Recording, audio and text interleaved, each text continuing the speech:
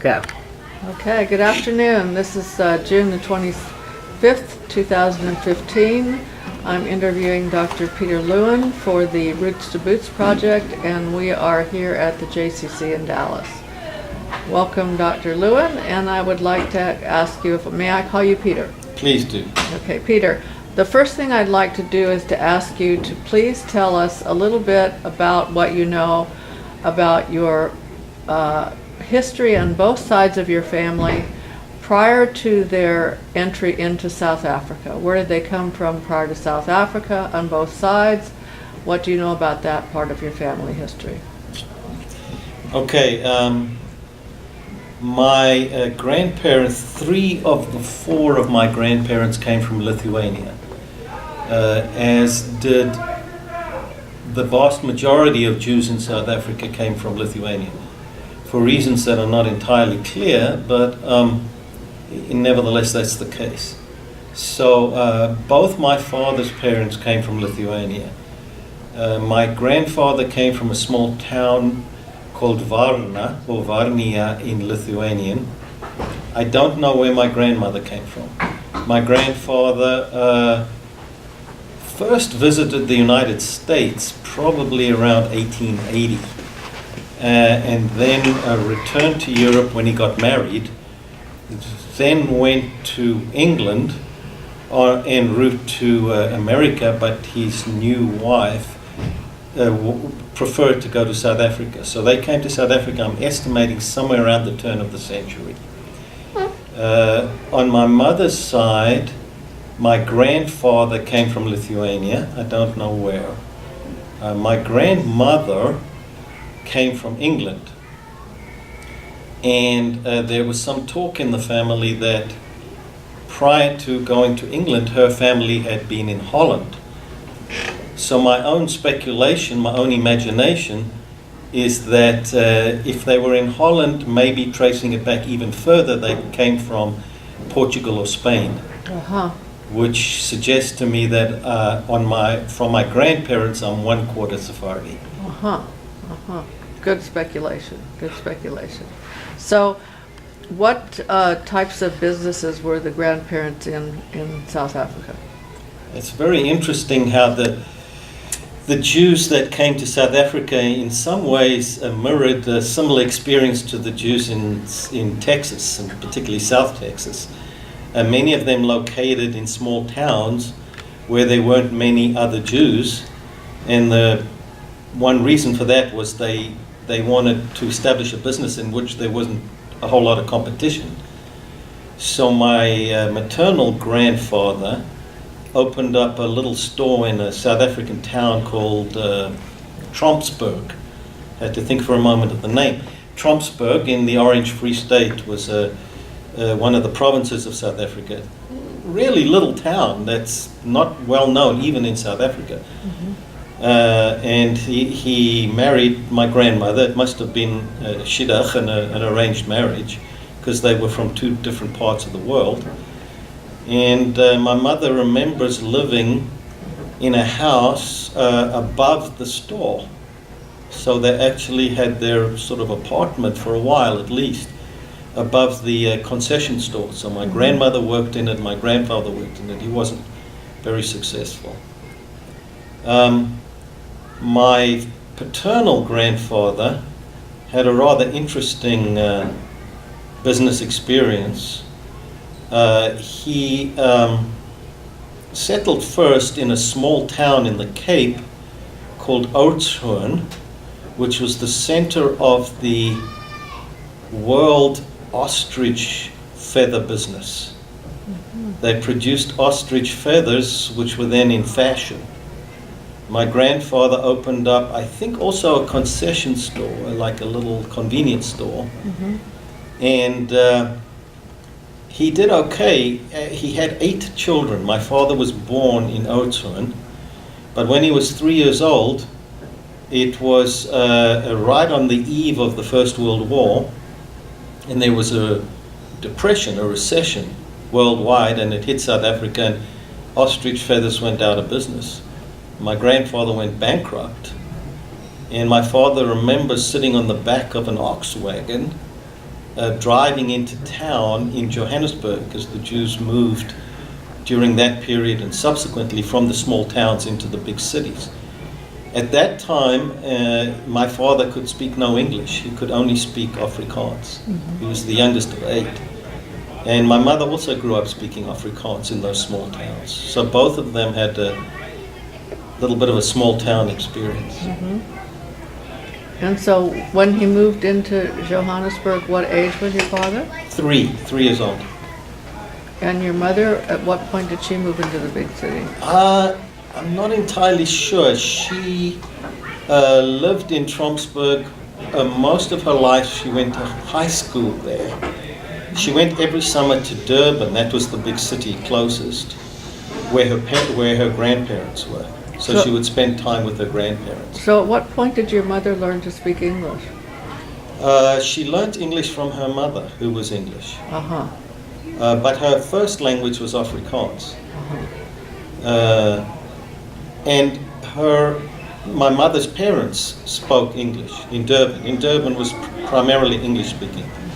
What type of a schooling experience did your mother have in the small town? She was the only Jew in her grade. And her older brother and sister were the only Jews in their grade. So she unfortunately, I didn't really find this out while she was alive in enough detail, but I know, and some of my children have told me, that she had experienced anti-Semitism in high school. Oh, really? Yeah.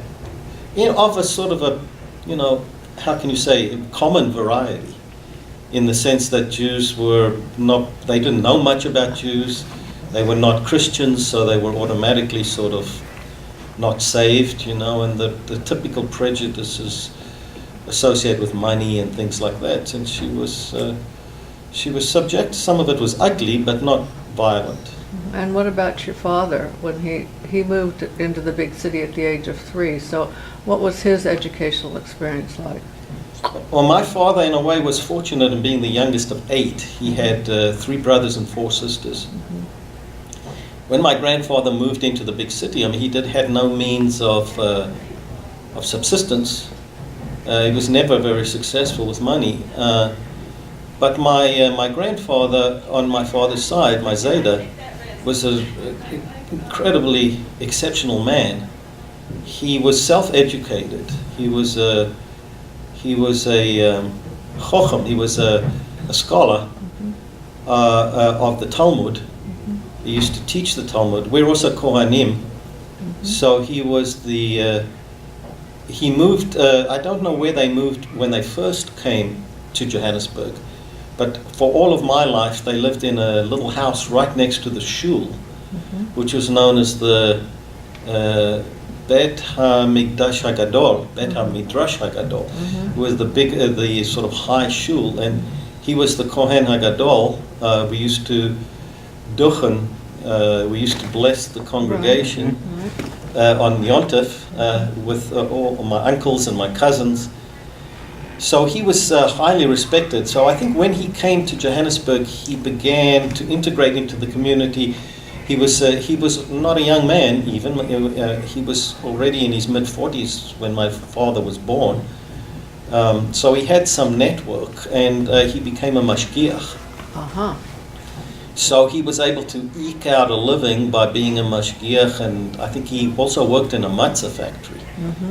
And he actually got his hand caught in a matzah machine and cut off 3 of his 4 fingers. Oh my goodness. So on his right hand. So as a grandson, whenever I would see him, he would extend his hand to me, I would feel those stubby fingers. It was at first a little scary, but that was just him. He was a short man. But it had an incredible presence, and he taught himself English, and he used to teach Shakespeare. He used to teach Talmud by quoting Shakespeare. He was a really remarkable man, and I tell you this because my father must have picked up from him this love of learning and of language.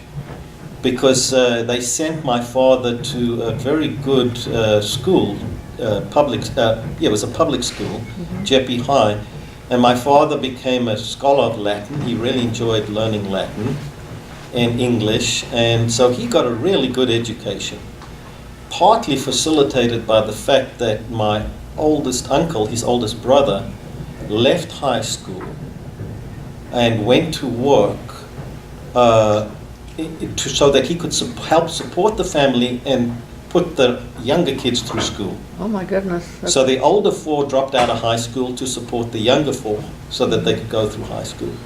So what profession did your father wind up going into?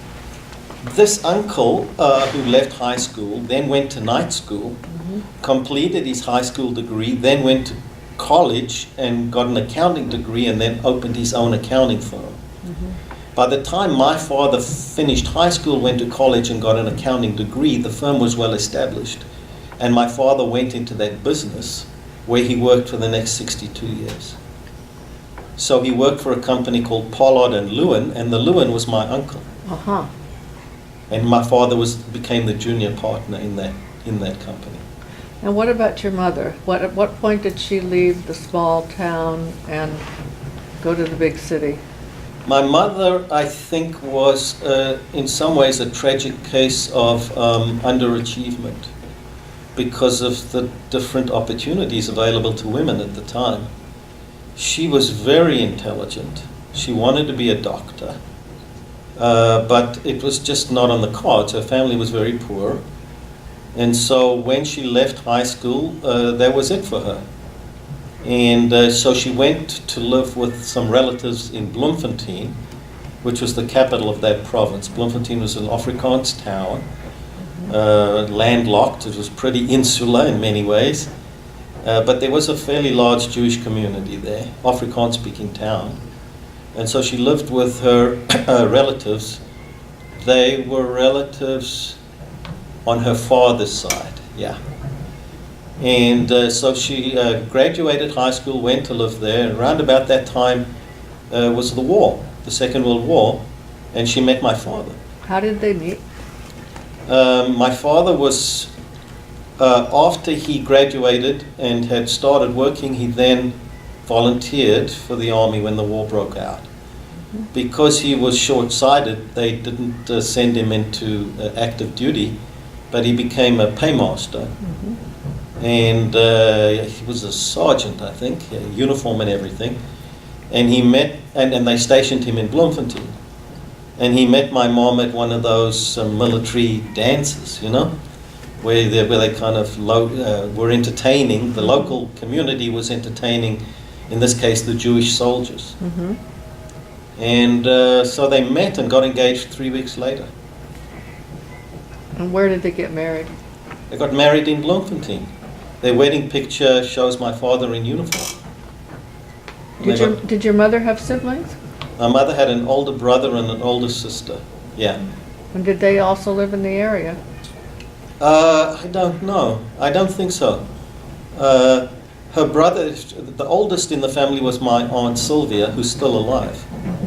Unfortunately, she has dementia, but she was a feisty woman, a survivor. She married a guy from East London, which is in the Cape, and I think she was already married and living there. Her older brother, his name was Morris, we used to call him Sonny. He became an accountant, but I don't think he ever graduated. He was a businessman. And he ultimately had a very successful business and moved to Johannesburg. So he might have been in Johannesburg already. So your parents were married during the wartime, and they lived in Bloemfontein for how many years, and then what? I think they lived in Bloemfontein for a very short time. So they got married, I think, at the end of the war. They waited. It was close to the end of the war when they met. And they got married at the end. I remember something about that was agreed upon, that they didn't want to get married during the war. So as soon as the war was over, they got married, and then I think very soon after that they moved to Johannesburg, because that's where his work was, Pollard and Lewin, yeah. And I know where they lived. They lived on a street where generation later, my wife and I moved in roughly the same neighborhood. And so how many children are there in your generation in the family, in your parents' family? Do you mean me and my cousins and all? No. How many children did your parents have? Oh, they had three boys. I'm the oldest. So my mom and dad had three boys. I'm the oldest, and then I have a brother who's 2 years younger than I am, and another brother who's 5 years younger than I am. And living in the big city, did you go to a Jewish day school or to a public school? Yeah, my parents, okay, so my father came from a strictly Orthodox home because my grandfather was really a very respected scholar and pious Jew. On my mother's side, I don't think they cared at all. My grandfather was not interested in any of that. Both my grandmothers died before I was born. So I don't know, I know more about my mother's mother than my father's mother, but I don't know much about any of them. So certainly my mother's house was not an Orthodox house in any way. And my father was also not Orthodox. He sort of rebelled in a quiet way. He never made it public, but he wasn't convinced by the dogmas. And so our house was not a kosher house. We were secular Jews affiliated with Orthodoxy. But my parents were absolutely adamant that we all had to go to Jewish day schools. For reasons to this day that I don't quite understand. But, well, put it this way, I do understand because I behaved the same way. But I don't know what it is exactly that makes us decide to do that. But they, at great sacrifice, sent me and both my brothers to Jewish day school, right from grade 1 through grade 12. And what about your social activities outside of the day school? Were you involved in any Zionistic organizations? Yes, it's an interesting question. So this only becomes relevant around the teenage years. Because South Africa had a very, very strong Zionist community.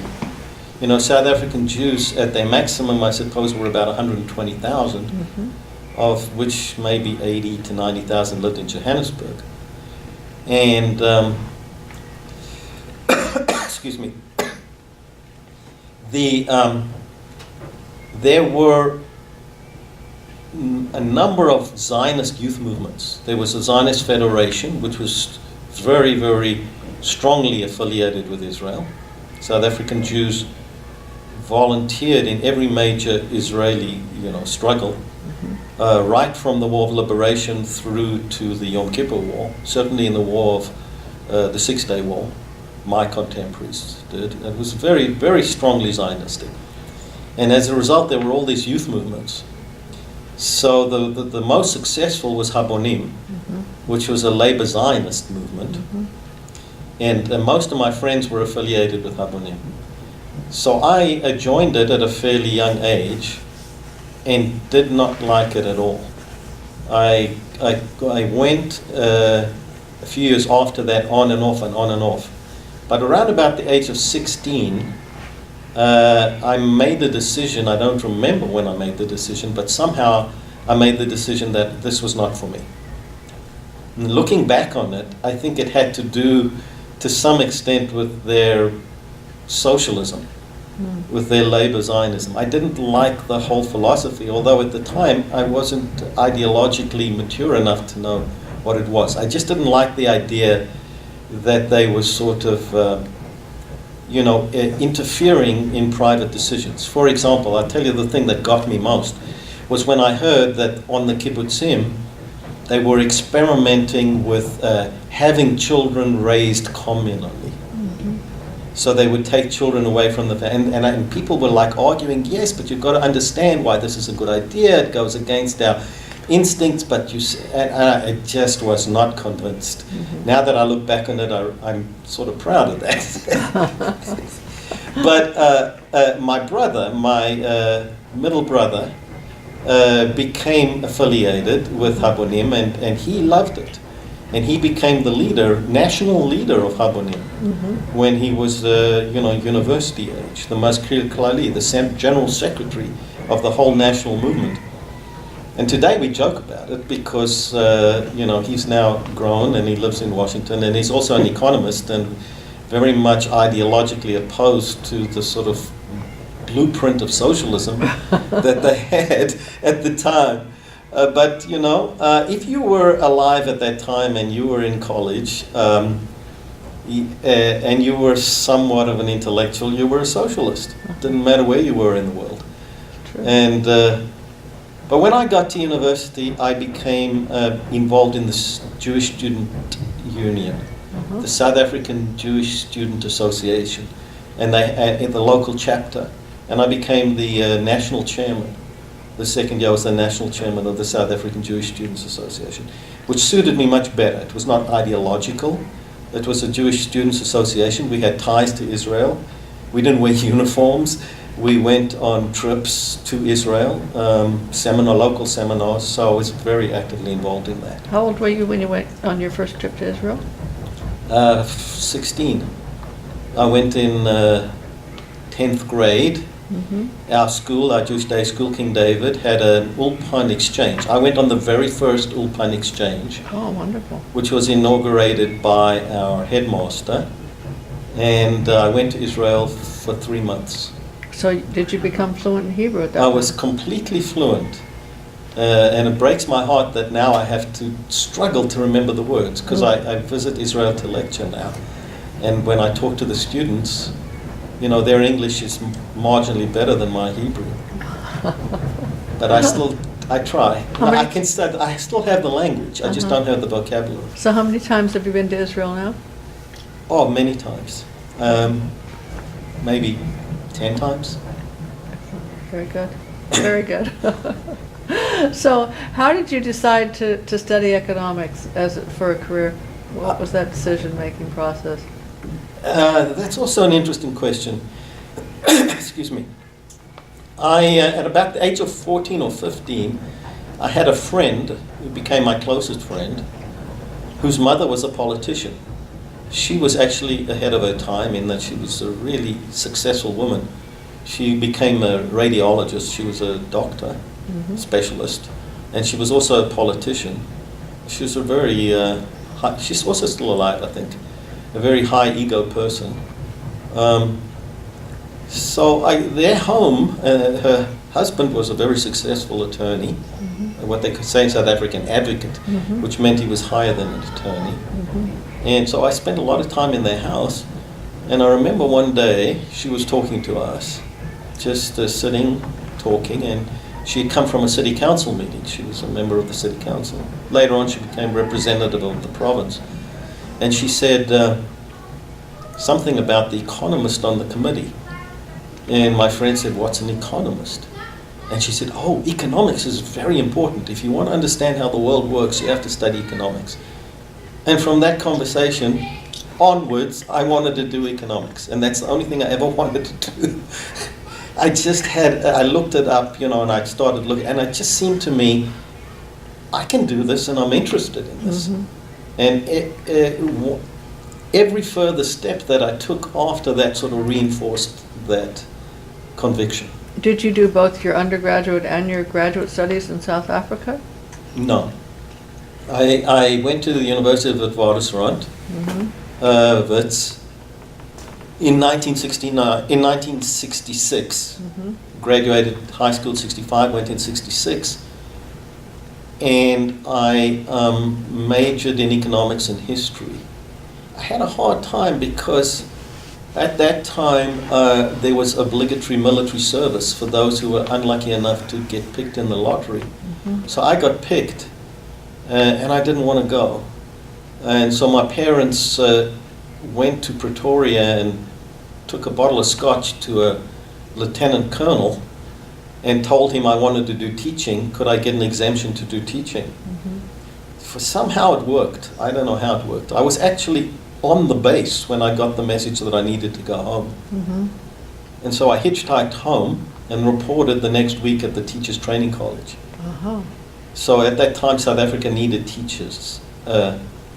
And I think if that hadn't happened, I might have majored in political science or just economics or something. But being enrolled in the Teachers Training College, going to the university through them, I had to pick a subject that looked like it was a teaching subject. So I ended up picking economics and history. And they gave me a hard time about picking economics because they said, not many schools teach economics. More do now, but back then. Anyway, it worked out because after the first year, the unit that I was assigned to, which was sort of a teacher's reserve unit, we went to camps.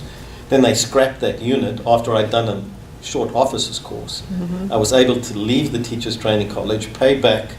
They gave us a loan, so I paid back the loan, and then I was at university free and clear. Anyway, that was so. I majored in economics and history. Took a 3-year degree, was the BA in South Africa, and then I specialized 1 more year in economics. So I did what's called an honors degree in economics. That took us up to 1970 or 71, because I took 2 years over that 1 year extension. At that time, I was teaching as a junior lecturer in the business school in South Africa. I'd gotten married in 1969.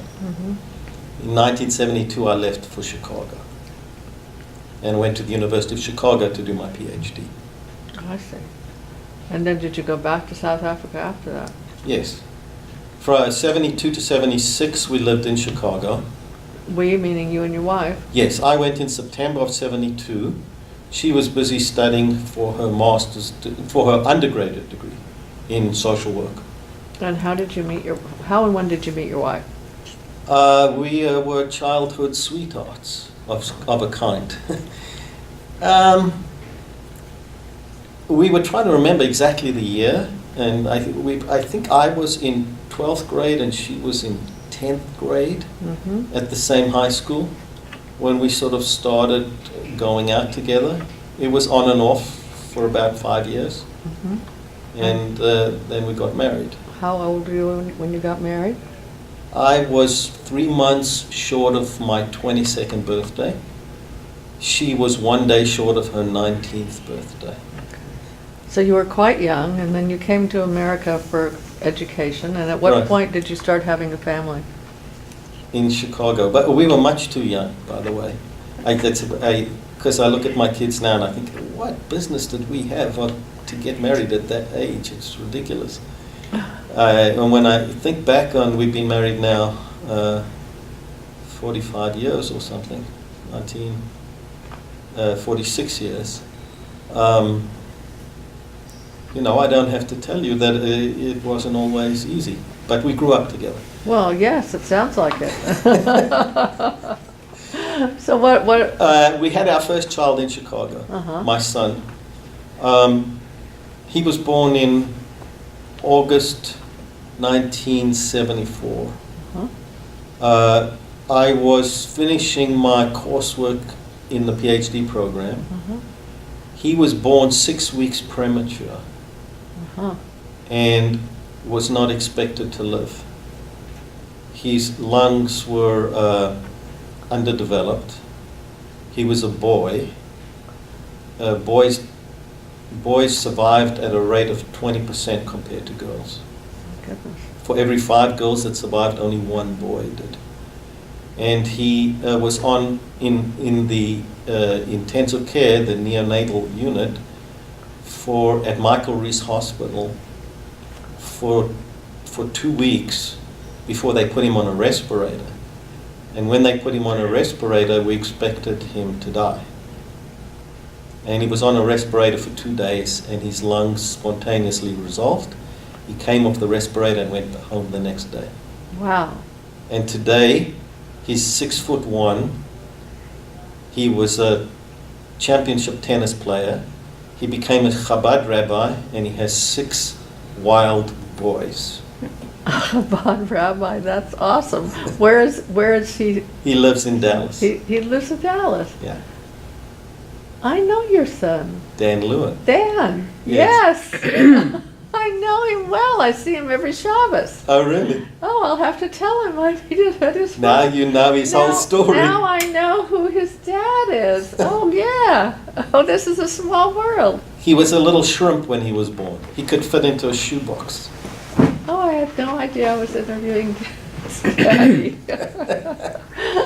Oh, this is funny. Yeah. Okay, so you went back to South Africa. Yes, we left. Having a child, and particularly under those circumstances, my mother-in-law, who was an absolute saint, blessed memory, came to Dallas finally when he was about to come home. And she stayed for 6 weeks. I don't know how we would have made it through without her. I also don't know how we just took for granted that our parents would just step in when we needed them. You know? And we became convinced of the virtues of the extended family.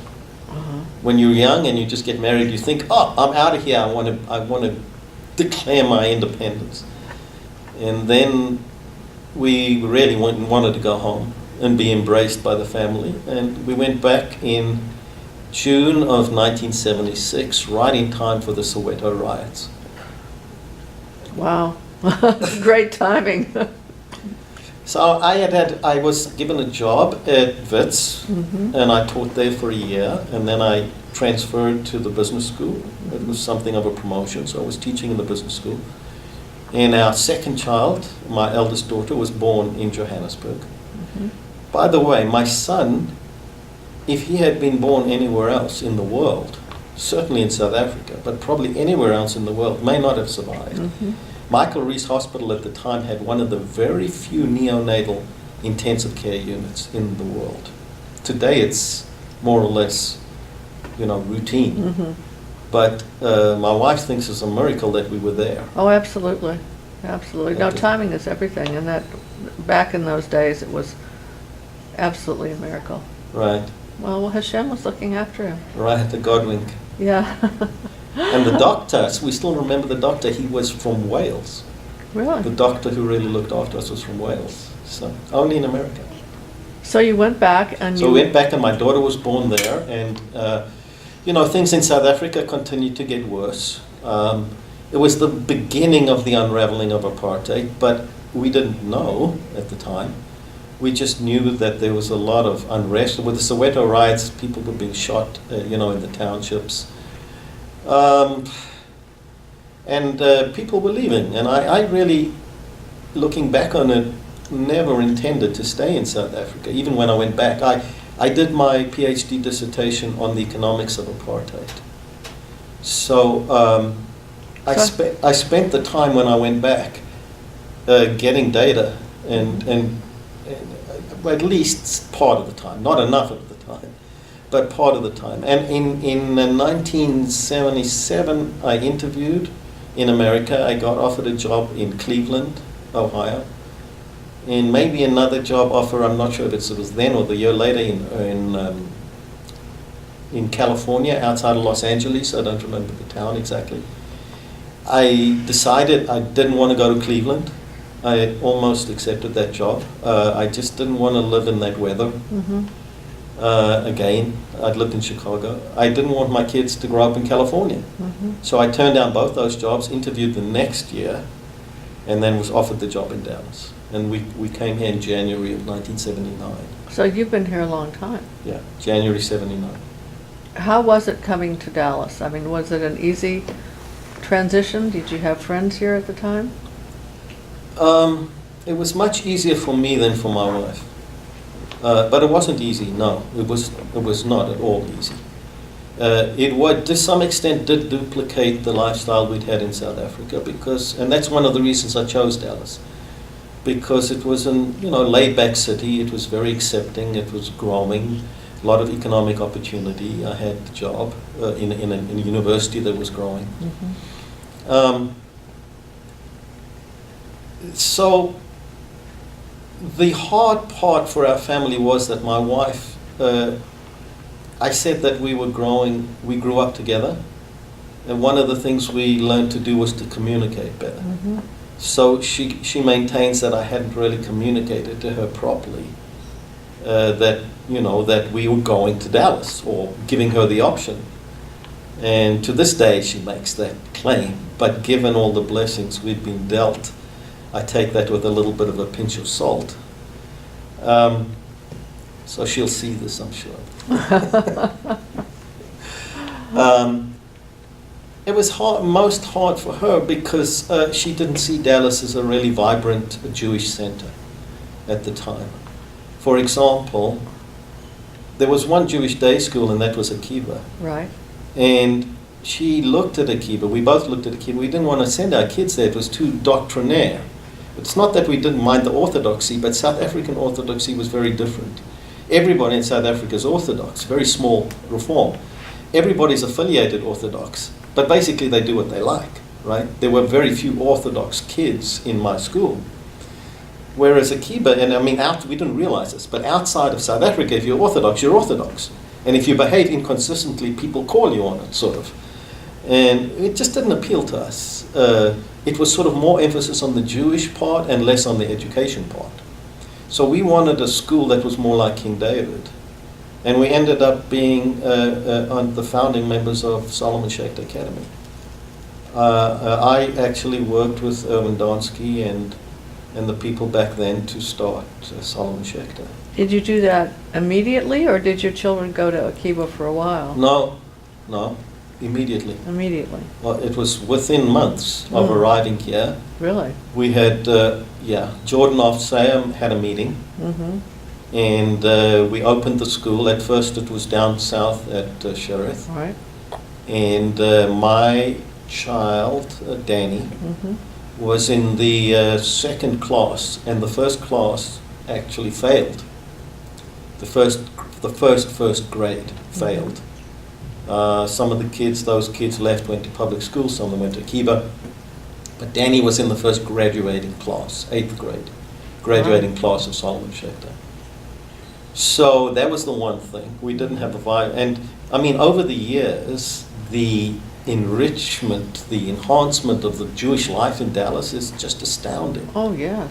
So right now, I mean, it's phenomenal. We live in North Dallas, and we have like 10 shuls, 8 shuls within 1 mile radius of where we live. Where do you live? What street? Campbell and Coit. Uh-huh. You know, and there's Levine Academy, and there's Torah Day, and there's Akiba. And Akiba's a lot better as a result of Solomon Schechter having opened up, because the competition made them pay more attention to their secular education. So yeah, a lot of things have happened, but it was really tough. I mean, the agony with Solomon Schechter was unbelievable. We ended up having to fire our first administrator because she was sort of sabotaging the. I mean, it's a long story, but suffice it to say, I was young, very inexperienced. I think I made some bad mistakes. I was the first chairman of the education committee. Didn't know what the heck I was doing. And then I became, year after year there were challenges. But gradually the school grew, and eventually they moved north and built the new building, Mitchell Rosansky. It was really one way to get involved in the Jewish community. Absolutely. You jumped in, really put feet in the fire. So I know a lot of the community leaders from that time. Bernard Levy, wonderful man, Morris Rochik, and Morris Louis is my Rubin. neighbor. Oh, really? He lives right behind me. It was because of Morris standing up one day in a board meeting at Shereth Israel, where he convinced Shereth Israel to back Solomon Schechter. And his daughter Franny, who's a very good friend of mine, later on became the chairman of the board, president of the board. Wonderful. Oh yeah, it's a very small community when you really think about it. Everybody knows everybody. They're either related or they're neighbors or they're married in or somehow they know each other. Right. Yeah. So aside from being involved in the school and the Shereth Israel, have you gotten involved in any other communal activities here in the city? Well, I'm trying to think. That was most of my involvement. I'm not really a community person. I did it for my children.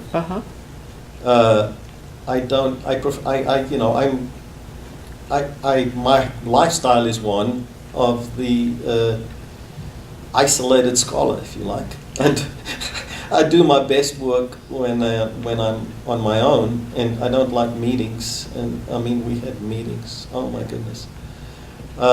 So when people approach me to be members of the this or that organization, I kind of resist it. I mean, I've been, a member of APAC, and I think I've been on one or two committees at Cherith Israel, but I've resisted taking a position of leadership in the community. I think I could have done it if I wanted to, but I didn't want to. What's your what do you feel is your most significant accomplishment from a professional standpoint? Oh, my teaching. But specific, is there anything specific? You mean in professional, as an economist? Yeah, as an economist, was there a particular piece of work that you did that stands out that you can speak about? Well, my work as an economist is rather esoteric. It's sort of specialized. Mm-hmm. Tell me about it. I'd like to know a little bit more about it. Okay. In South Africa, where I studied economics and history, my economics teacher was a man called Ludwig Lachmann. Mm-hmm. Ludwig Lachmann was a German Jew who came to South Africa in 1950. He left Berlin in 1939. He was a typical German Jew, except that he was quite knowledgeable about Judaism, and he could speak and read Hebrew. And he was not observant, but he would cancel classes during Pesach and New Year at the university. All of this I actually thought about only after the fact. What I knew of him was as a very intimidating, awe-inspiring figure who spoke with a ludicrous German accent, who would speak without notes and lecture on the most austere, profound subjects that you can imagine, most of which went entirely over the heads of his students. But I was intrigued. So from year 2 to my end of my honors, I came under his spell, so to speak. Mm-hmm. He inspired the kind of economics that I ultimately ended up studying. It turns out that his story was really very, very pivotal. He was very much involved in the center of the battle for ideas in Europe during and after the Second World War. This sort of struggle for the commanding heights of economic policy.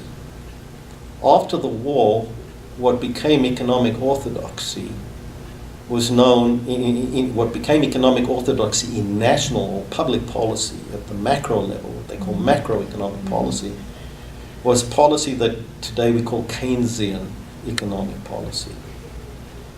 Lachmann's teacher was a man called Friedrich Hayek, who came from Austria. Lachmann was not an Austrian, but he was a German speaker, obviously, and he encountered Hayek's mentor and colleague, Ludwig von Mises, who was an Austrian Jew, Mm-hmm. whose grandfather was a rabbi, Hasidic rabbi. And Mises likewise had to leave Austria for the Second World War, came to the United States, and his colleague, his younger colleague, Hayek, went to London, where my teacher, Lachmann, connected with him. Hayek was the arch rival, or the nemesis, of Keynes. At the time, before these matters were decided, it was Hayek who was standing up for the sort of old orthodoxy of the market system, and Keynes who was attacking it. And Lachmann was right there. And Lachmann became a student of Hayek's at the London School of Economics and wrote a thesis and gradually picked up on Hayek's teachings before he came to South Africa in 1950. Hayek and Mises and these guys are part of what is known as the Austrian School of Economics. So unbeknownst to me, I became the only South African Austrian economist. And I studied what Lachman brought to South Africa, which was called capital theory. And capital theory has to do with this whole question about the means of production, right? How is it decided what people do and what people produce? There are two basic models. One model is you can have it come down from on high, from a central committee, as in the Soviet Union, or you can have it decided by from the bottom up, so to speak. I'm simplifying, but basically. It can be a spontaneous order or the designed order. So there's a lot of stuff that packs into that contrast. And Lachman studied one aspect of it, and that is the question of how we form the means of production in a market economy. It's called capital theory. So in 1999, I published a book called Capitalism and Disequilibrium. And I regard that as an achievement because it's thought of as something of a classic by some of my colleagues. Although it's a book that is cited much more than it's read. And it's not a book that will be widely read. It is the culmination of a 20-year project to try and understand capital theory and to put it down in a way that those who are interested in it can read it. Thank you. I might try to read it if I'm capable. I'll see. I don't recommend it, but it's available very cheaply now in the second edition. Well, I appreciate your explaining that to me. I mean, I really do. I appreciate your interest. Well, I am interested, and I think the fact that you've actually explained it will be helpful for your legacy when your grandchildren listen to this tape. I hope so. Yeah, absolutely. Is there anything that you'd like to add in terms of what you'd like to leave for your family about your life, or what you'd like to tell them about life in general? Well, I think we've been blessed. Incredibly difficult. I left out one episode of my life. Oh, please add. That I think was formative. One of the things that happened was when I came to the University of Texas at Dallas in 1979, I was an assistant professor, which is a junior professor, on a tenure track. And I was incredibly naive, politically speaking. Academics is very political. And I didn't make the right kind of alliances. My sponsor, so to speak, who was senior to me, ended up getting fired and had to move to another department. And so I was denied tenure after 5 years, unexpectedly. I'd always had a guardian angel look after me somehow. And I thought, it's not going to, it wouldn't happen. I have a PhD from the University of Chicago. I was naive and also a bit arrogant. But then there I was, without a job for the first time in my life. And I had to, I made do for 2 years. I went on a visiting professorship to University of Texas at Arlington, where I was happy. I had to commute, 3 times a week in a manner that was much more difficult than going to UTD. But they were very nice. But again, I didn't play my cards right, and after the 2 years was up, they didn't offer me a permanent position. So now I'm into my 30s, and without any means of, without a job. And a friend of mine at the time, Errol Jacobson, our friends Errol and Esme Jacobson, had moved to Dallas about 2 years earlier. My wife knew Errol from high school. They were in the same class at King David. Not many King David graduates came to Dallas. Very few. In fact, those are the only other ones I know. Martin Ackerman, who died some years back, he was in my class, so actually 1 year ahead of me. We played rugby together. He was the only other one that I can remember who was at King David. But there may be some that I'm forgetting. Anyway, the Jacobsons came to Dallas, and my wife befriended them, and we became quite close friends, went on vacation together. He tried a few entrepreneurial businesses. They didn't work out, and had started this new business called Soft Warehouse. Mm-hmm. So he started it in 84. When I left University of Texas Arlington, it was 1986. So his business had been going for 2 years, and it had been doing very well. And he came over one night and he said, "Why don't you come and work for me?" And I really didn't want to do it. I mean, I really just wanted to be an academic, but I didn't have any alternative. And my wife said, I'm not moving again for the promise of tenure somewhere else, to pick up. At that stage already, we had 3 children, to pick up again and go somewhere else. And I could see her point. So I started at CompUSA in 1986, and I worked there for 5 years as a founding shareholder. Mm-hmm. It was first Soft Warehouse, right. And then it was CompUSA. Right. And I worked as a real businessman for 5 years. It was very tough. Although it was a wonderful opportunity, I'm eternally grateful to Errol and Esme for giving me that opportunity. They showed faith, put their faith in me. And I didn't always do as well as I could have, because it was tough. Made a lot of mistakes, but I suppose anyone would have made some mistakes. But the business grew rapidly, and benefited us all. And so in 1991, I left. The company was about to go public. It had the Gulf War, first Gulf War, had broken out, and so the company did not go public. It held a private offering for cash, and got the money. And there were 4 of us in the original group that founded it. And by that, I think I was number 2 to leave. Number 3 soon after that left.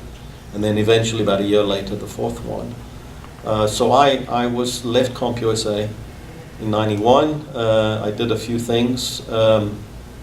Didn't know what I wanted to do until I made contact with somebody at UTD, where I had originally started teaching. When I left UTD, I thought I would never be able to go back there, because it's not usual for them to hire people that they don't give tenure to. But this time I made contact with somebody who had been there only a short time, a colleague of mine, Stan Liebowitz, who's perhaps the finest economist I've ever worked with. Really, really sound economist. And we made contact on email, of all places. Email, the digital economy was just coming of age. And we met, and he said, "Come and teach for me." And I said, "Can I do that?" He said, "Why not?" And so I went back in a non-tenured position, and then it became a full-time position. And I've continued to stay there ever since. Did you become tenured at one point? No, now the way that I'm not tenured to this day. Perhaps that's a regret that I have. But on the other hand, I get to do more teaching than I otherwise would do. And I've still been able to do my research. And today, non-tenured faculty outnumber tenured faculty. Oh, really? It's not a very good model, the tenure model, because basically what brings in revenue is teaching. Although what the reputation is established by the researchers, but the tenured researchers are very lazy. Because they think they don't have to do anything? Right. So it's not a good model. So so I'm a clinical professor, which means I'm a professor, but I teach. And if you ask me in terms of my real achievements, I like the research that I've done, and I'm doing a lot of research now because I've teamed up with a young professor, young enough to be my youngest child. But he's really energized me. So I'm happy that I'm still able to do it. I think what I value most is my ability to continue teaching, because I've literally taught thousands of students in my years here at Dallas. I mean thousands, because I teach a few hundred every year. And every now and again, in every class I have somebody tell me how much they appreciate what I'm doing and how they think about things in a different way. And that is the ultimate reward for me.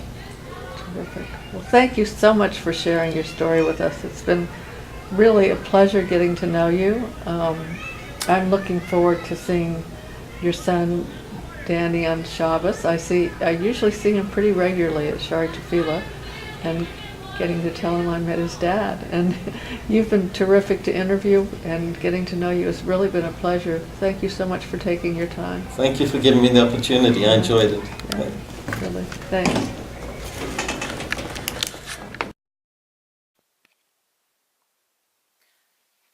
Peter Lewin, this is Tuesday, April 12th, okay, 2016, and we're doing part 2 of your Roots to Boots oral history interview.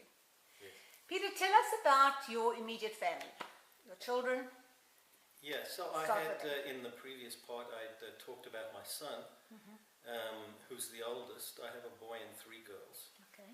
And when we immigrated to America, he was 4. Right. And we had my first daughter also, who was born in South Africa. She's the only one of the 4 that was born in South Africa. And she was 2 years old. An interesting thing is, an interesting anecdote that just occurs to me. People watching these videos might make connections across them. So another family that came to Dallas with the Jacobson's family, that we became friendly with them, and after we had known them for some time, we discovered that my daughter Andy and their son Mark were born both in Johannesburg on the very same day. Amazing. And we saw the newspaper announcements in the paper, one under the other. Anyway, so we had 2 children when we came, and 2 more daughters were born here in Dallas. My children are widely spaced, not deliberately so. Man proposes and God disposes. It just turned out that that's the way that nature planned it, and so there's 16 years difference between Danny and my youngest child, Gabby. So Shirley was born, so Danny was born in 1974 in Chicago. Andy was born in 1976 in Johannesburg. Shirley, number 3, was born in 1984 in Dallas at Medical City. And Gabby was born in 1990 in Dallas at Medical City. And tell us where they are, what are they doing today? So Danny's the rabbi, and he's living in Dallas. I think I mentioned that before. He married a young lady from France, who actually was born in Israel. Parents had made Aliyah to Israel and then returned to France, and she was she had to immigrate to France from Israel. Actually, it was quite traumatic, as she tells it. Name's Vanessa, and but the result is that she speaks fluently French, English, and Hebrew, and pretty good Spanish too. Wow. So she and Danny met on their journey to discover Hasidus, and they got married, and they now have 6 children, and they live in Dallas. And he's a rabbi, and he writes for a living when he can get a project. He ghost writes for people and writes articles, commercial articles and things like that. He has his own center, spiritual center as well. It's a small organization. Andy, my oldest daughter, is a social worker like her mother. She went to UT, and she majored in psychology and business, I think. And then she did her master's in social work at UT Arlington. And she is the school counselor for Lewin Academy. Previously Solomon Schechter, the school that Beverly and I helped to found. And where she went to school. And where she went to school, exactly. Yeah. I can say as a proud father, but I think without fear of contradiction, that she's highly respected in her job, and she's found her niche, and I think she's very happy. She married a guy from Corpus Christi, small Jewish community in Corpus Christi, who's an attorney, and he had emigrated to Dallas from Corpus Christi. Yeah. And he's a great kid. Jonathan Blum is his name, and he works for a medium-sized law firm that does some non-profit work, which is his interest. Okay. Doesn't pay the bills for the company sufficiently, so he also has to do some profit work. Okay. But I think he's a good attorney, and he's a good father and a good husband, and they have 3 children, 3 girls. The oldest 2 are twins, identical twins, who are 8 years old. And the youngest one is Emily, and the twins are Zoe and Mia, and Emily is 3. And we see them very often, and I don't say this too loudly in front of my kids, but I think grandchildren are the rewards for being a grandparent. And Shirley is our free spirit. She was always a little different. No one in our family is particularly fashion competent. Yeah. Gabby is better than the rest of us, but Shirley is artistic and very fashion conscious. And she went to Indiana University and studied fashion merchandising. Turned out to be a very difficult course. But she made it through, and then she went to New York City, where she lives now, and she's been in and out of a few jobs. But right now she's in her comfort zone, managing a boutique in Manhattan. They're a chain. She's a manager in the corporation. She works mainly out of one of the boutiques. Okay. And she has a permanent significant other. His name is Jeffrey, and his father is Jewish, and he's a musician, and they live together with 2 dogs. Okay. He's a musician, he's a classical saxophonist, academic. He's trying to get his PhD. He will get his PhD hopefully this year in classical saxophone. So between the 2 of them, they don't bring in a lot of money living in New York City, but they are stable and seemingly happy. Good. Gabby is the youngest and the most hyperactive of all. She's very much an overachiever or a high achiever. I don't know if she's an overachiever, but certainly maximizes her potential. She's very socially gregarious, unlike her father. And she works, she went to high school, she went to Yavne Academy. My other kids went to high school to Greenhill. And it was good for them, but in retrospect, in a way, I might have chosen Yavne for them if I'd known more about it. But Gabby really had a fantastic experience at Yavne, and she's still friendly with all of those kids. And it's really something, achievement in Dallas. When we first came, you'll remember, the idea of a Jewish high school was so way out there. And now we have this Yavne Academy that's pretty much more than a decade old, and sending kids to the best colleges and creating community networks. It's really a singular achievement. So Gabby went from Yavne to Israel for a year. Did a gap year in Israel, during which time she spent 3 months in the Navy. She spent 3 months teaching English at Bat Yam, which is a lower income neighborhood in Israel, and 3 months in Jerusalem at the Institute studying. So she came back to America to go to NYU with already a year's worth of credits. So she was denied the freshman experience. And she had to go straight into the sophomore dorms, which was a little challenging. But she finished her BA in 3 years and then did a master's in 1 year. So she did her BA master's in 4 years. Wow.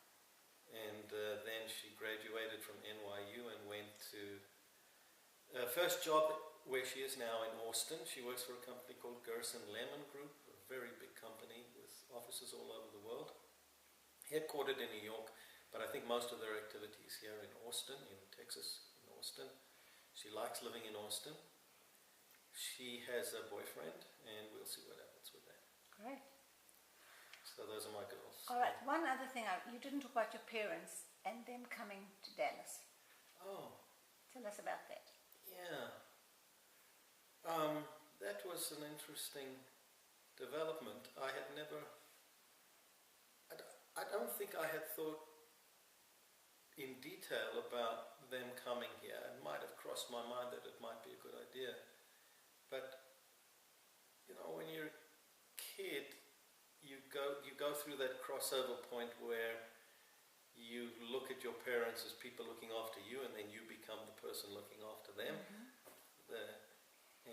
Somewhere along the line, I crossed that bridge. And when my father retired after 62 years in the accounting business, it sort of became apparent that they didn't know where to go, and they were thinking about going into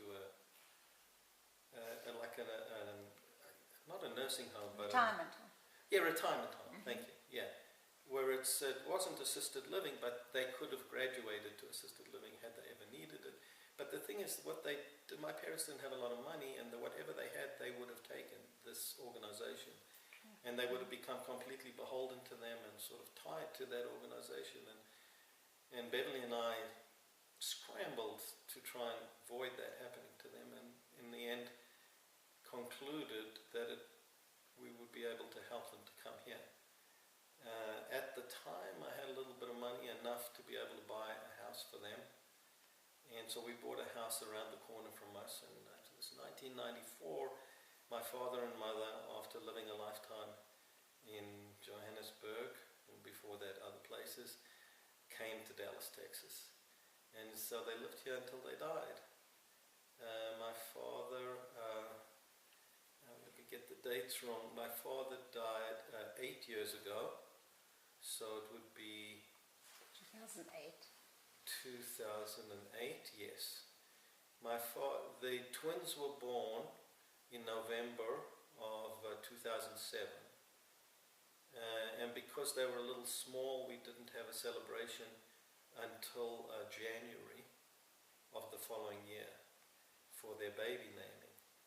In shul on a Saturday morning, we had a celebration, and my father and me and my son gave them the Kohen blessing, and that Monday my dad died. Like he waited. Yeah. Almost. And then my mom carried on a little bit. She didn't do so well without him. And she lasted another 3 years in her little home, but it was always somehow, he was always there and not there. And 3 years later, she was quite healthy, and she'd suffered from blood pressure. And one day she just had a stroke, and 3 weeks later she died. Wow. But perhaps not to dwell on that, to dwell on the 14 years for my dad and 17 years for my mom of life here in Dallas. My father had already stopped driving, but my mother drove everywhere right up until the time she died. And they played bridge, and they connected with the small expatriate older South Africans and others here in Dallas. And my father always said that he had a good time here. It was a little bit financially challenging for them, created some stress, but they got to live with their grandchildren, at least this branch of the family, and also my brothers. The London branch, not so much, but my brother in Washington, they would visit frequently. And then, of course, the first 2 great-grandchildren. Wonderful. Yeah. Good. All right, now you keep talking about your wife Beverly. Let's hear about her family, starting from the beginning, where they came from to South Africa, what they did, etc., etc. Okay, so Beverly's grandparents were a little unusual in that I don't think any of them were from Lithuania, which is unusual for South African Jews. They were from England and Germany. Her mother's side, Beverly's mother was Marigold Green. We used to call her Meg, in Yiddish Marigolda. I'll talk more about her in a minute. Her parents were Sam and Annie Green, and they came from England somewhere, or from Britain. Okay. Could have even been Scotland, I'm not sure. And they moved to Benoni. And Felix, Beverly's father, his parents were German Jews. His father's name was Charles Ginsberg. He was a very, Charles Shapiro, excuse me. He was a very well-known doctor in Benoni. And he married Hilda Ginsberg, who was a young beauty. I think she was married when she was like 16 years old. She married him. So it may have been one of those shidduchs. But she worshipped him, absolutely. There was no love. There was no lacking of love in the relationship, although it may have been somewhat asymmetrical. In other words, he was a very dominant man. He was very well-respected doctor, and he was also well-respected as a scholar. I never met him, so I'm reporting secondhand. My father-in-law always felt a residual resentment towards him because he felt his father was always judging him negatively. So they were from Germany, and the Greens were from England. Hilda Ginsberg, later Hilda Shapiro, and maybe Charles also were first-generation South Africans. Okay. If Charles was not born in South Africa, he came as a young person. I don't know anything about his father. But Hilda's parents, I don't know anything about her father, but her mother was Granny Ginsberg. I'm blanking on her first name. But she was alive during the time that Beverly was alive. So that was her great-grandmother. She had 6 beautiful girls. Wow. Yeah. And she was the matriarch of this Ginsberg family. Wow. And Hilda was one of the youngest and married Charles, this eminent doctor from Benoni. So Felix was the son of Hilda and Charles, and he had one sister, Berenice. She married Joke Rothbard and became a well-known teacher, primary school teacher. And he studied architecture, my father-in-law, never finished, dropped out of college, what we would say here, college, university, lied about his age, and went into the army, Second World War. And he served in the South African Defence Force, together with the British and the other colonial troops, and was in Italy for the liberation of Italy. And he saw Mussolini's body strung up in the marketplace. Wow. He had stories about his time in Italy, and also about becoming aware of the concentration camps, the gas chambers in the Holocaust, which they had heard rumors about, but no, they didn't know the details of it. I think they got married after the war, although they were courting at that time. He came back to South Africa and married Meg. The marriage was disapproved of by his father. His father thought that the Greens were not sufficiently wealthy or classy for him, and as a result he determined not to attend the wedding, and at the last moment showed up at the chuppah and sat in the back of the shul. So I suppose it's no wonder that my father-in-law bore some resentment to his father. My mother-in-law never spoke about it because she never really spoke badly about anybody, but I'm sure it must have affected her. My aunt by marriage, Felix's sister, Beverly's aunt, loved her father as much as Felix resented him. So the strange thing in the family is if you speak to her about Charles Shapiro, you get one picture, because he was clearly a man of accomplishments and highly respected.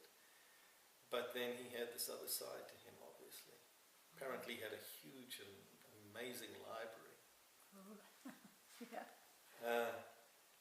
So Charles Shapiro left his mark upon the Shapiro family, down to the generations, the cousins, and also Beverly, her siblings. One of whom is named Charles Shapiro. One of whom is named Charles. Right. Yeah, exactly. And I knew Hilda, who was a very elegant, classy lady. She out-survived Charles by he died quite young. So I got to know her quite well when I was courting Beverly. My parents-in-law were very much like my second parents. It's in some senses, in some ways I was closer to them than to my own parents because of their special qualities. It's hard to describe, people wax eloquent about other people's virtues and so on, and unless you really know them, you can't completely appreciate it. But I'll just say, for what it's worth, they were very special people in a way that was not obvious to people until you really knew them. Because of their capacity to make space for other people. I never really knew what it was. I learned from the Shapiro family about generosity. My family, whatever their virtues, were sort of not distinguished by their generosity. Not that they were mean or anything, but the fact is they were closer to the normal range, whereas the Shapiros were just spontaneously and naturally generous people. Not only in material sense, but in their ability, as I say, to make space. If you would come into the house, they would make you feel comfortable without making you feel uncomfortable, without making it seem like it was an effort for them. And I mean, I don't know how many sons-in-laws would just spontaneously call up their mother-in-law to chat and to go around and visit. And once I was in the family, and especially in the later years, Felix was more than my father-in-law. He was really, in some ways, like an older friend, and was always supportive of everything that I did. And in some ways, they were more supportive of me than of their daughter, which is, in a sense, they were trying to be as tolerant as they could of whatever particular mistakes I might have made. If I didn't do so well on an exam or something, they were the biggest supporters. They always said, "Yeah, don't worry about it, you'll be fine." They knew nothing about it, but still they would support. So that's Beverly's family. Okay, and you gave them 4 wonderful grandchildren. Yeah. They died young. They died too young, both of them. They were... we did get to see a lot of them. When we immigrated, it was a wrench for both sides of the family. Yeah. My parents eventually immigrated, but by that stage, Meg had already died and Felix had a few years only. Well, if Meg hadn't died, I don't remember, I think she died very young. She's only 64 years old. What was their reaction when you told them you were immigrating? You had already been here to study and gone back. Yeah. They knew. There was not one moment where we sat down and said, "We're going," because I had been on the job market almost from the time that I went back. Okay. And so I actually got offered a job in Ohio, Cleveland, Ohio, the year before. And I turned it down. I didn't want to go and live in Ohio, too cold. And although it was a better university. I had been interviewing for like 2 years, and then when I got the job offer in Dallas, they knew. And I think they were very upset. It was very hard for them. They visited often, even when we were in Chicago prior to that, as often as they could. Mm-hmm. We used to make cassette tapes and send it back home. And tell us about Beverly's siblings and where they are. So she is the oldest of 4. Mm-hmm.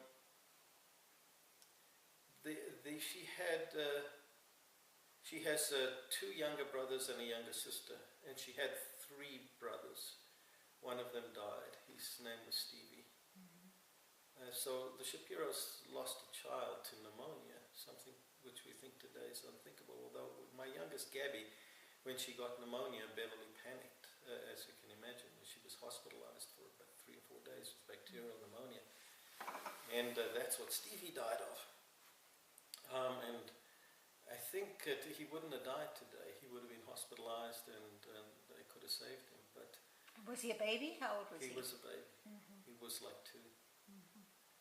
And the interesting how they coped with it, they took all the photographs and everything and put them in drawers and never spoke about it.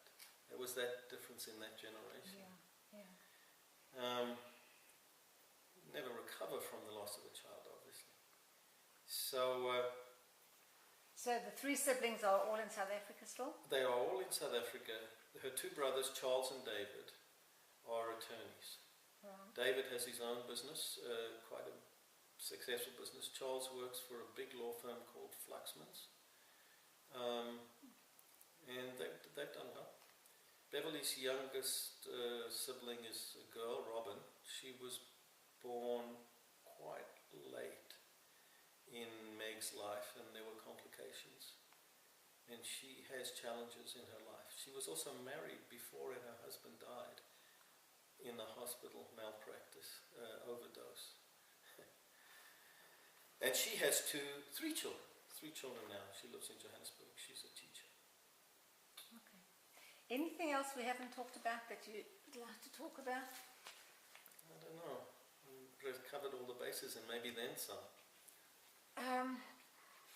What about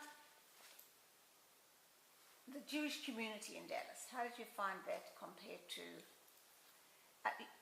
South Africa? I know you had talked about the school and the importance of the Jewish education. You talked about that previously. Yeah. Tell us how you've been involved in the Dallas Jewish community. Yeah, it's a very interesting. I mean, one of our journeys in coming to Dallas has been to see the development of the Dallas Jewish community, which I suppose it taps into the changing demographics of America.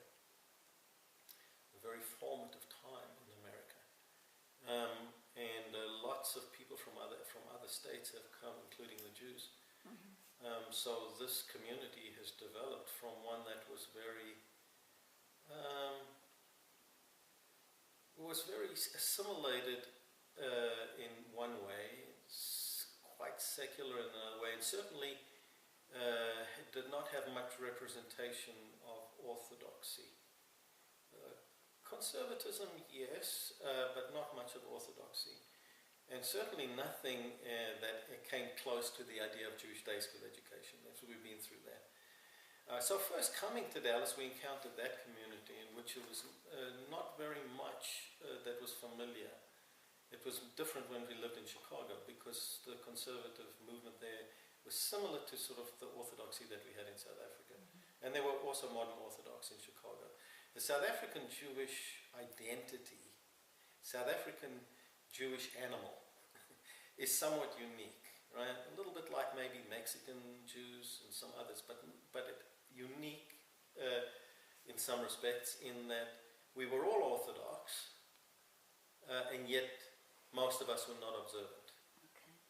And we never cared about inconsistency between the Orthodox teachings and our own particular practices. We just saw being Jewish and Orthodox as a way of belonging. It was never a choice, it just happened. So I never thought about it. As a rebellious young student, I was very critical of religion and everything else. I was critical of everything, right? Anything that was organized. But when you emigrate, it gets your attention because then you sit up and you say, well, who am I? How do I define myself? What group am I comfortable in? Where do I find my comfort zone? What happens on Friday night? What happens on the holidays? Even if you're living in South Africa, you don't have to believe a darn thing, but your family does it for you, and you're connected. When you emigrate, you have to make that choice. You're not going to be connected unless you make the connections. So you now have to define these things when they went undefined. That was my experience. I don't know how many others went through that. So I had to now say, well, what do I believe and what does it matter? And I like the South African Orthodox Jewish experience for their aesthetics, just for their aesthetics. I like the beautiful shuls, I like the music, the cantorial music and the choir music. I wasn't interested in the theology. And there was nothing like that here. There's nothing like that where you sort of just join in it for the aesthetics. The conservative movement is a very intellectual movement. It's not a mass movement. It's all about trying to sift out what is worthy of being conserved, or what is consistent with the tradition in its revealed form, but can be adapted to the modern world. And that appealed to me. The sort of intellectual approach appealed to me. So I changed my way of belonging to a shul from being about aesthetics to being about just belonging to the community in a way that I could feel comfortable. And so I became quite comfortable in the conservative movement, or at least in the conservative congregation. Beverly did not. For her, it was much more of the theology as well as the aesthetics. I mean, she really feels like Orthodox Judaism is authentic in a way that conservative Judaism is not. So we are lifelong members of Shereth Israel, and we feel tremendous loyalty. Our kids were bar mitzvah there, and we're still members and will always be members there. And she is loyal with that membership, but she doesn't really resonate. The liturgy and stuff doesn't really resonate with her as strongly as the Orthodox does. So she's, yeah. And today we have like 11 different shuls in our neighborhood. Exactly, right. Did not have those choices in 1978. Right. And what South African Jewish cultural traditions have you maintained? Yeah, thank God for my wife in that regard. Friday night is family night, right? Doesn't matter what we in the family believe in terms of the sacredness of Shabbat or anything else, but Friday night is sacred in the sense that we do it with the family at home, always. And my son, the rabbi, was at Green Hill, and he was the adolescent rebel, and he wanted to go to Friday night football games. I said no. Me, the agnostic atheist, said no. Friday night is for family, and if anything, just do it for your mother. And you're not going to Friday night footballs. We're all at home Friday night eating dinner. That's the least, the minimum. And so when he got engaged, we had a little celebration. But then he's the rabbi. He tells the story. You're right, exactly. So, though, South African, yeah, I mean, we do, the equivalent of the Thanksgiving gatherings within the Jewish tradition, right? So we do the Pesach Seders, we do Rosh Hashanah, and we do Sukkot. And those, again, are all traditional cultural holidays that we were used to doing in South Africa. We do them the South African way, sort of. The kids, even born in America, they have received these particular practices. Right. Anything you miss about life in South Africa? Lots of Lots. things. Tell us. Well, some of the South African foods, I've become accustomed to American food, so that when I go back to South Africa now, they seem a little strange to me. But some of the things like the candies and the biltong, right, and the boerewors, the meats, I miss the scenery and the wildlife parks, the great beaches. I don't miss the racial tensions.